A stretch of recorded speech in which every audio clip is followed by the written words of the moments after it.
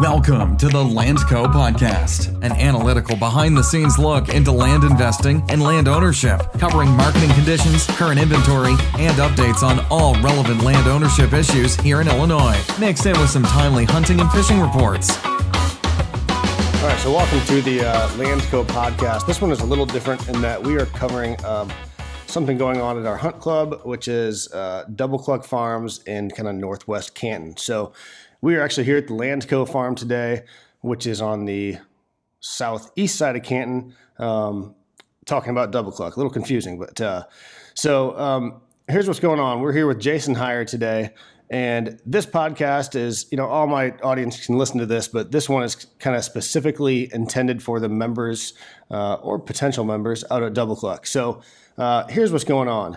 So Roger Cox, let me back up. So an investor and I, Jay Abraham and I bought Double Cluck. What's that been? A year? I think it was a year ago, because I think we got it right before the hunting season started. So we bought it with everything in place, and it was Jay and I's kind of first go at a hunt club. So the last year has been, it actually went great, but we've kind of learned a few things along the way. And so Roger Cox has been with the club for, I think, 10 years. It's been a long time. Yeah, so it's been a while. But in the meantime, in the past couple of years, he has started a kind of a land improvement company, does food plots, does, really anything on a farm that you would need. And it's done awesome. He is awesome at it. But what has happened is that business has shown so much potential that there's just more promise for him in that role. So Roger isn't necessarily leaving Double Cluck, but he would like to transition out, not full time. I think he'd always like to kind of have a place at Double Cluck, because he built it pretty much from what it was 10 years ago to today.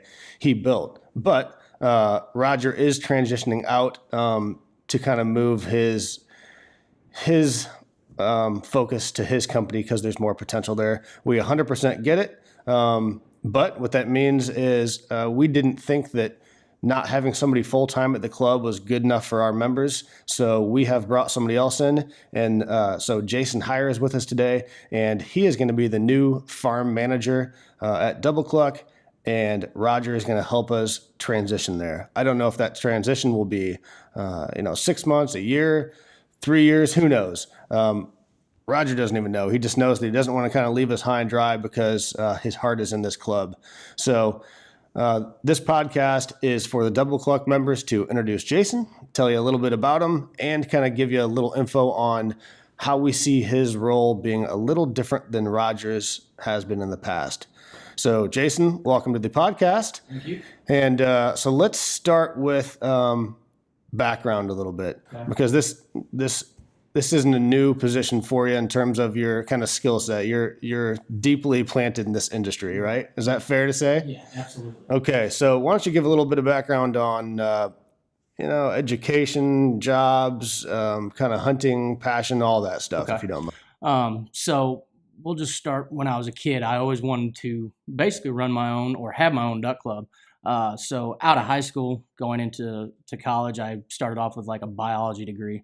And that really didn't work out for me. And so therefore I rolled into ag science. I figured if I'm going to have my own duck club, I better figure out how to plant something. And so I graduated Western Illinois University with an ag science degree. And when was that? Well, I took about 3 years off and then went back to school while I was working at Presley's Outdoors. But that would have been about a year ago. Okay. Yep.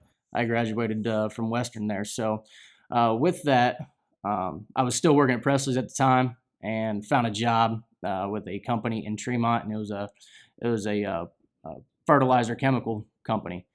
And I worked that for a little while, and it wasn't right for me. Every time I drove up to a field, it seemed like the only thing that was on my mind was duck and goose hunting. I was constantly thinking, I'm like, oh, this would be a great area to, drop a pit or something Right. like that. So I left there. I came back to Presley's, and fortunately enough, you and Jay pitched me the idea of possibly taking over Double Cluck. Cool. Which was But let me awesome.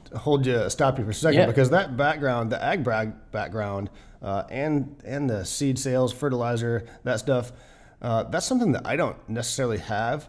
I've kind of learned through doing it. But that's got to be, even though it maybe wasn't a perfect fit for you at the time, that skill set's got to be kind of cool to learn and apply to the duck club stuff. Absolutely. Because it's all not about shooting ducks. There's a lot that goes into it to get them there, and that stuff's got to be beneficial, don't you think? Correct. Absolutely. I mean, knowing, just for instance, how deep to plant a corn seed and get that established. Getting that corn established in those wetlands is a huge part of what we have to do out of double cluck.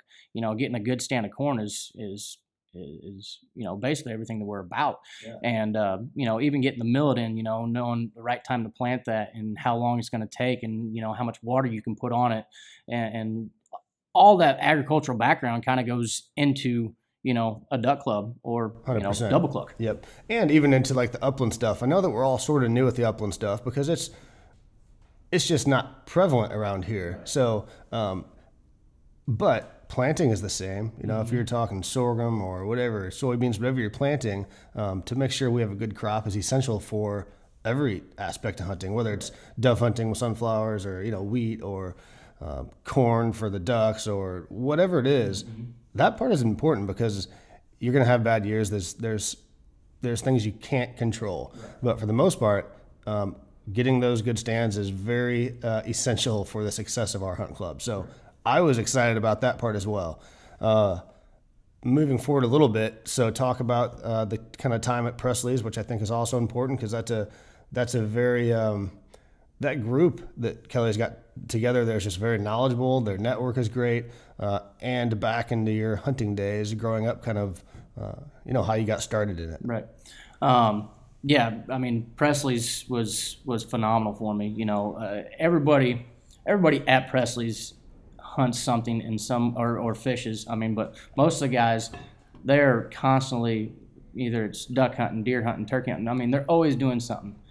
That was the awesome thing about working there was, you could always get to work and talk to them guys, be like, hey, how'd your day go? What'd you do? You could always feed off them a little bit and get different ideas on certain aspects. And, me being a huge outdoorsman and waterfowl hunter, that was a great fit for me. And I was there for about 5 years.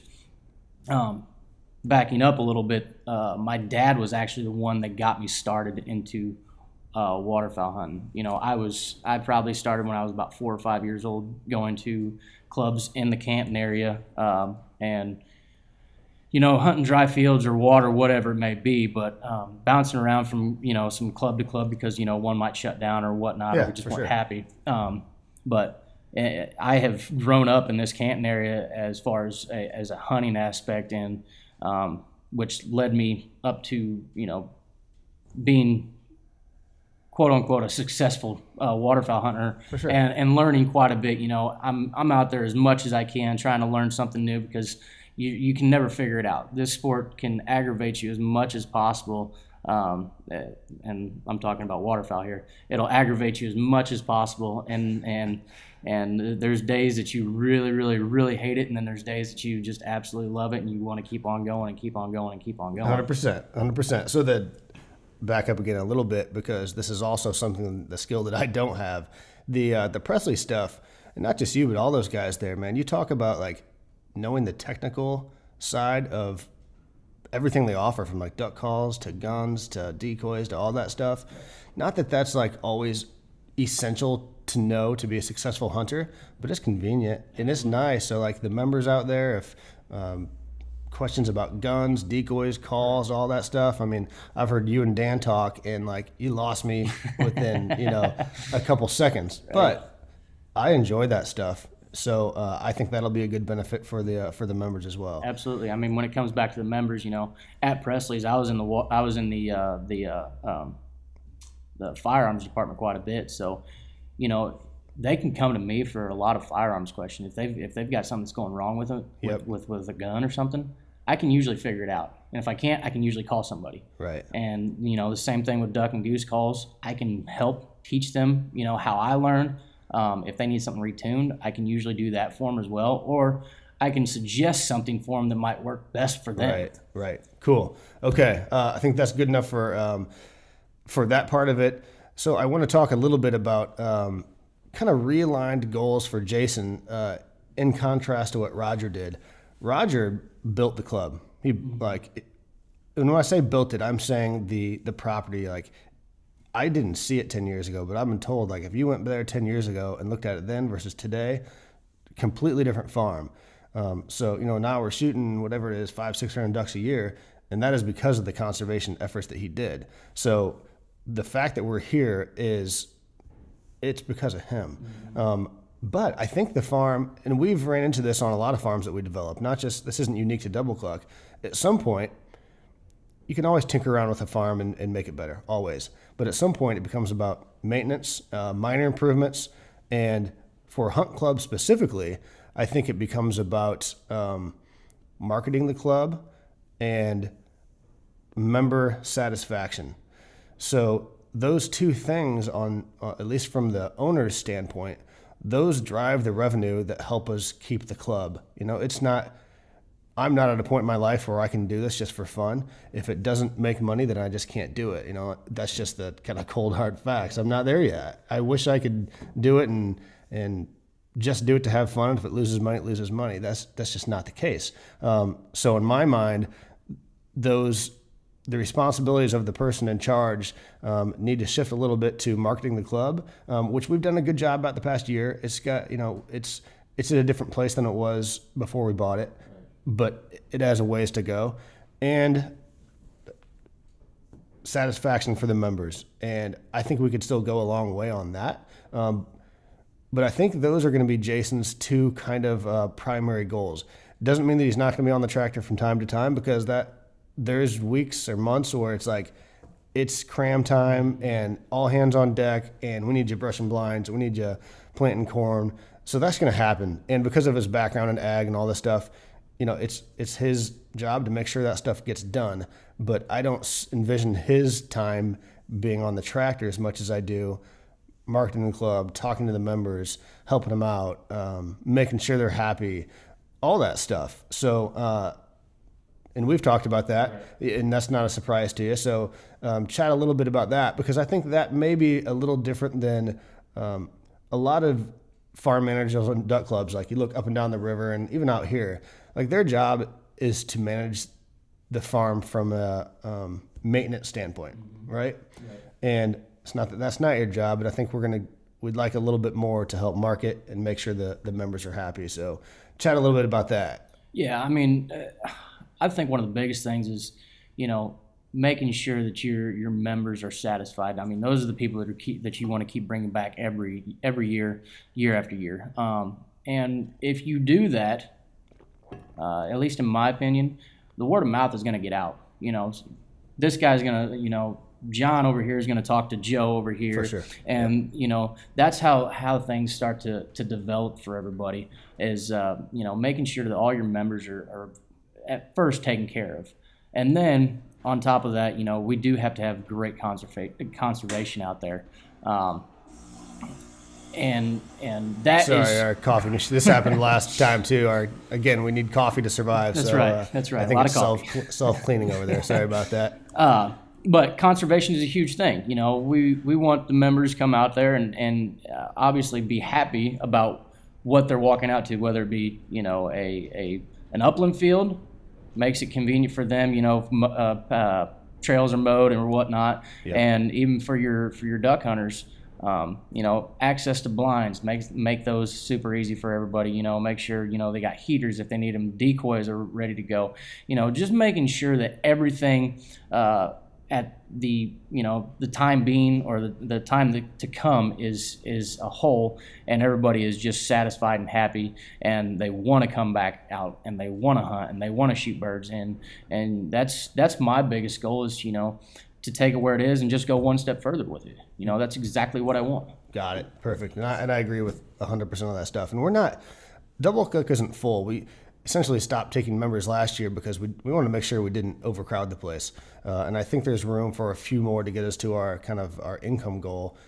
And then we'll stop. But at that point, membership kind of retention is important, but also making sure your core group of guys like it, because once those guys kind of get together and bond, it becomes less business-like and more of like the camaraderie out there is cool and everybody likes each other. Then you have less problems. Everybody enjoys it. So that's where I think Jason's going to come in, and that's where we're aligning, our goals for him.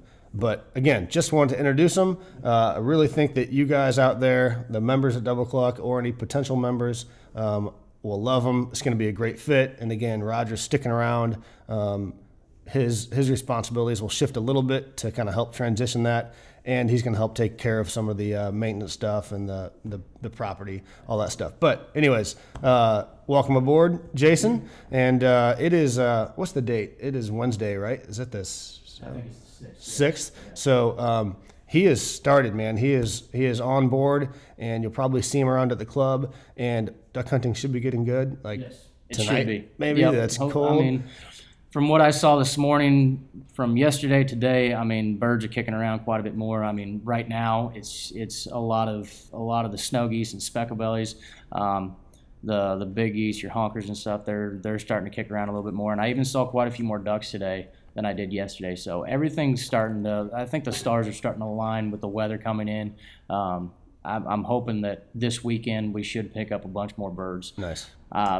You know how that goes. Never know. You never know. Never know. But Jason will be around this weekend. I assume that a lot of the members will be here because the weather's at least in line with a good hunt. We just released 50 more pheasants. I think we released 25 and we put 25 in the back. pen. Yep. So there should be a bunch of birds out there. I'll also send out a little video on how that pheasant pen works. It's going to be a pretty sharp system. But anyways, thanks for listening, you guys. And if you're not a member of Double Cluck and are interested, get in touch with Jason or myself, and we'll get you a tour, get you all set up. But if you are a member and you're around, introduce yourself to Jason. He'll be doing the same, and we'll be in touch soon with something else. Thanks, guys.